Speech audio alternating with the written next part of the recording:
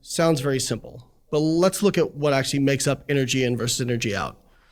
First of all, you've got to realize that the energy inside of the equation is more difficult to track than people think, right?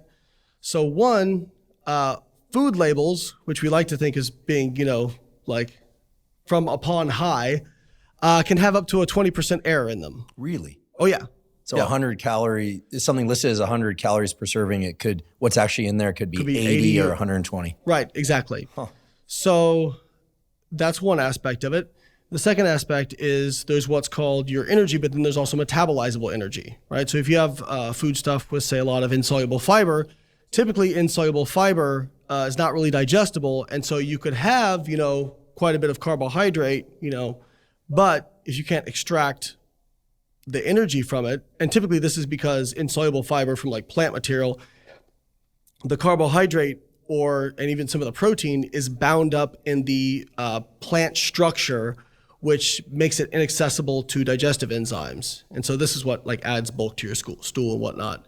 But again, reduces the metabolizable energy in there. And there's some evidence that based on people's individual gut microbiome, that some people may actually be better at extracting energy out of fiber compared to other people. So just starting off right there, okay, there's quite a bit of play in the energy inside of things. Now, one of the things people will say is, well, see, that's why you shouldn't worry about tracking calories, because, if the food labels can be 20% off. And what I'll say is, okay, I understand where you're coming from, but typically if it's off, it's going to be consistently off. And if you're consistent with how you track it, eventually you'll be able to know kind of what you're taking in. And that's kind of like saying, well, don't worry about tracking, I like to use financial examples.